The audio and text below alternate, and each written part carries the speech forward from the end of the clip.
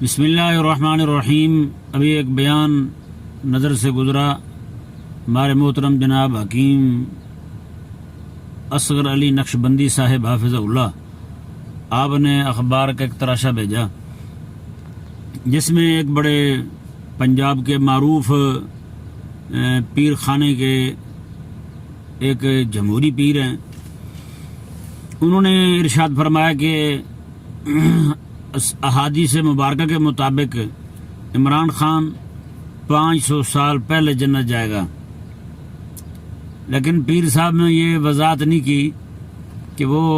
اپنی کس نیکی کی وجہ سے عمران خان باقی لوگوں سے 500 سال پہلے جنت جائے گا۔ وہ نیکی کون سی نیکی ہے، کون سا ان کا اچھا کام ہے جس وجہ سے وہ 500 سال پہلے جنت جائیں گے؟ کیا انہوں نے حکومت میں آتے ہی جو علماء کو جیلوں میں بند کیا اس وجہ سے جنت جائیں گے، یا انہوں نے سادات کے گھروں میں، سیدوں کے گھروں میں راتوں کو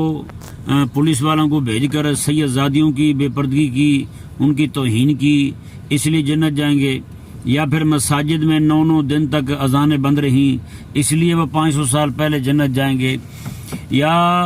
اس کے دور حکومت کے اندر مساجد میں جب پولیس نے قبضہ کیا تو مساجد کے اندر مسجدوں میں بیٹھ کر وہ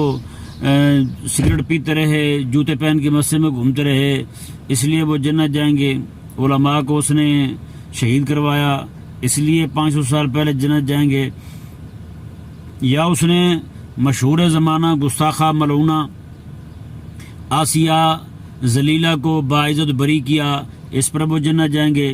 اسے بری کرنے کے بعد باہر یورپی ممالک کے حوالے کرنے کے بعد یہود و نصارہ سے اس نے شاباشیاں وصول کی، اس لیے وہ 500 سال پہلے جنت جائے گا؟ یا پھر اس نے اسی کے دور حکومت کے اندر یہ ٹرانسجنڈر ایکٹ کا جو معاملہ تھا یہ ہوا اس لیے وہ 500 سال پہلے جنت جائے گا؟ یا پھر اسی کی امداد اور تعاون کے ساتھ ختم نبوت کے معاملے میں ہیر پھیر کی گئی اس لیے وہ 500 سال پہلے جنت جائے گا؟ پیر صاحب، یا پھر ممکن ہے اس نے پیر صاحب کو ان کے حلقے کے اندر الیکشن لڑنے کے لیے ٹکٹ عطا فرمایا ہے اس لیے وہ 500 سال پہلے جنت جائے گا؟ یہ معلوم نہیں پڑ رہا ابھی تک ہمیں۔ آج کل کے صوفی بھی ایسے ہی ہیں، چونکہ یہ اپنے آپ کو پیر شریعت کہتے ہیں، رہبر شریعت کہتے ہیں، تو شریعت کا، رہبر شریعت کا ان کے ہاں معنی جو ہے وہ یہی ہے کہ شریعت جو ہے وہ ہمارے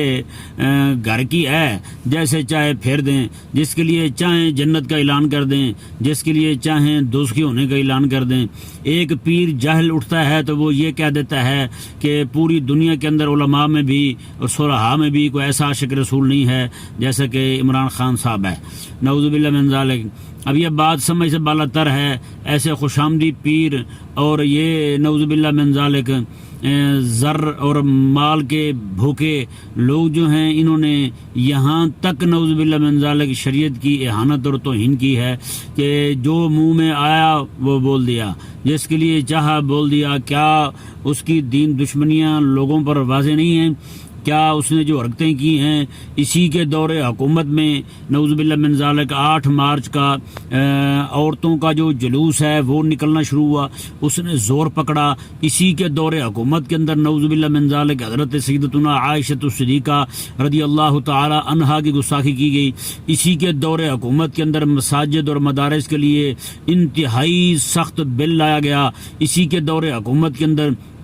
قادیانیوں کو کھلی چھوٹ دی گئی، اسی کے دور حکومت کے اندر جناب سکھوں کے لیے بارڈر کھولے گئے، اور نعوذ باللہ من ذالک، اور انہوں نے مہاراجہ جو ان کا جو رنجیت سنگھ تھا ذلیل، اس کے جناب کانے کے انہوں نے بڑے بڑے وہ مجسمے لگائے۔ ان کے یہی اگر نیکیاں ہیں، یہی وجہ سے وہ جنت جائے گا، تو پھر باقی کفار جو ہیں ان کو جنت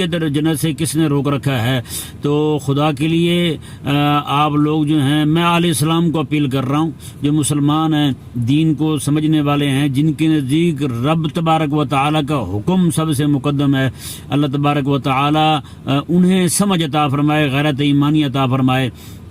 اور دین حق پر چلنے کی توفیق عطا فرمائے۔